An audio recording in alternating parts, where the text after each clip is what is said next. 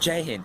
NCC certificate के exam के दिन क्या क्या होता है दोस्तों? एक एनसीसी कैडेट के लिए ये एग्ज़ाम का दिन बहुत ही अहम होता है, क्योंकि पूरे 3 साल की मेहनत, पूरे 3 साल का एक्सपीरियंस उसे सिर्फ उस 3 घंटे में उस पेपर में उसे बताना होता है, और वो पेपर का जो रिजल्ट बनता है वो उसके आगे की लाइफ डिसाइड करता है।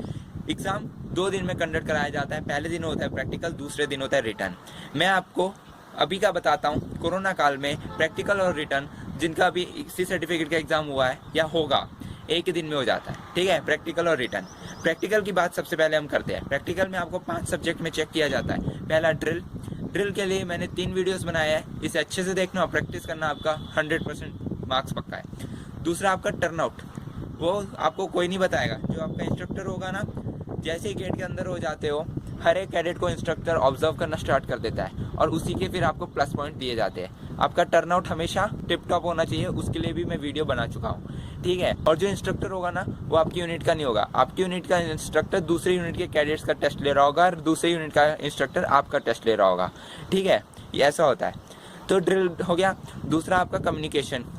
तीसरा आपका वेपन टेस्ट। फोर्थ आपका मैप रीडिंग। फिफ्थ आपका field craft, battle craft. Communication में आपसे क्या पूछेगा? नॉर्मल से कुछ फुल फॉर्म्स पूछ लेगा, जीपीएस या सैटेलाइट कैसे काम करता है। ठीक है, कम्युनिकेशन से रिलेटेड आरटी प्रोसीजर बता दो, ऐसा कुछ भी क्वेश्चन हो जाएगा। दूसरा आता है फील्ड क्राफ्ट, बैटल क्राफ्ट। उसमें आपको अम्बुश, पेट्रोलिंग, ठीक है, कैमोफ्लेग क्या होता है, टारगेट क्या होता है, ऐसे छोटे छोटे फुल फॉर्म या डेफिनेशन पूछ लेगा। फिर आपका क्या आएगा? Weapon test. वेपन टेस्ट में आपको राइफल का सब कुछ A to Z पता होना चाहिए। राइफल के सारे पार्ट्स के नाम, राइफल की वर्किंग, ठीक है, राइफल को खोलना जोड़ना आपको पूरा अच्छे से आना चाहिए। सी सर्टिफिकेट का एग्जाम है। ठीक है, बी में फिर भी थोड़ी ढील मिल जाती है, बट ये सी का एग्जाम है। ठीक है, तो राइफल का आपको पूरा आना ही आना चाहिए। मैप रीडिंग, 4 फिगर 6 फिगर आपको निकालते आना चाहिए। ऑन पोजीशन निकालते आना चाहिए। Ground to map, map to ground आना चाहिए। ठीक है, ग्रेटिकूल, फिर ग्रिड क्या होता है, ठीक है, ईस्टिंग लाइन कौन सी होती है, नॉर्थिंग लाइन कौन सी होती है। फिर आपको मैप सेट करते आना चाहिए। फिर आपको डिग्री पढ़ते आना चाहिए, कंपास पढ़ते आना चाहिए। कंपास के पार्ट्स के नाम आपको याद होना चाहिए। एटलीस्ट 10 नाम तो याद होने ही चाहिए, भले आप बी का सर्टिफिकेट दे रहे हो या सी सर्टिफिकेट का एग्जाम दे रहे हो। कंपास के 10 पार्ट के नाम तो आपको याद होने ही होने हैं। ठीक है, ठीक है, और फिर मैप सेट करते आना चाहिए। ये हो गया मैप रीडिंग का। फिर नेक्स्ट चलते हैं हम रिटर्न में। रिटर्न में क्या होता है कि आपका जो सिलेबस होता है, जो कैडेट की हैंडबुक होती है, उसी में से सारा सिलेबस आता है। अगर आपने अपनी हैंडबुक अच्छे से पढ़ ली, जानता हूँ कि कोई नहीं पढ़ता, और उसको छोटी सी पतली सी तो बुक होती है, उसे कोई पढ़ता नहीं है वैसे, मगर अगर आपने वो बुक पढ़ ली तो उसी में से सारा सिलेबस आपका एग्ज़ाम में आता है। अब पेपर की बात बताऊं तो पेपर आप इंग्लिश या हिंदी किसी भी लैंग्वेज में लिख सकते हो। ठीक है, उसका कोई इशू नहीं है। इशू ये एक प्रॉब्लम होती है उसमें कि जो पेपर के क्वेश्चन होते हैं ना, आप देखोगे भाई ये क्या क्वेश्चन क्या पूछा है, ठीक है, इतना इजी क्वेश्चन, बट क्वेश्चन पे आप मत जाना। पेपर बहुत लेंथी होता है। आपकी राइटिंग स्पीड हमें बहुत तेज़ होनी चाहिए। ये पेपर की मैं आपको एक बात बता रहा हूँ। ठीक है, आपकी राइटिंग की स्पीड बहुत होनी चाहिए। आपको हर एक क्वेश्चन अटेंड करना है, खाली कुछ नहीं छोड़ना।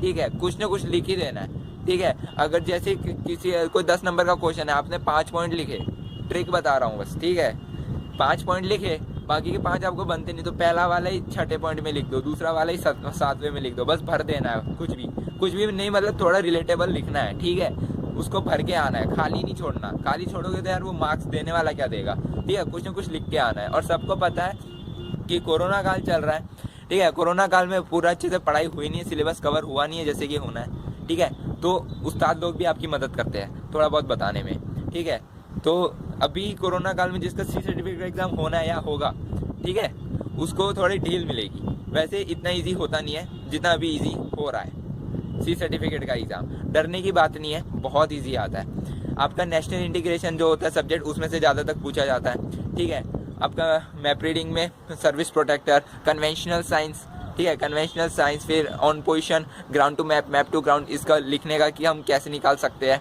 ठीक है, फिर आपकी सोशल सर्विस से क्वेश्चंस आते हैं। फिर वॉर रिलेटेड आते हैं, 1999 की वॉर, 1971, 1962, 1965, ठीक है, लोंगेवाला, करगिल वॉर, इन सब के बारे में अच्छे से पढ़ के जाना। परमवीर चक्र, किसी भी 5 के नाम याद रख लेना।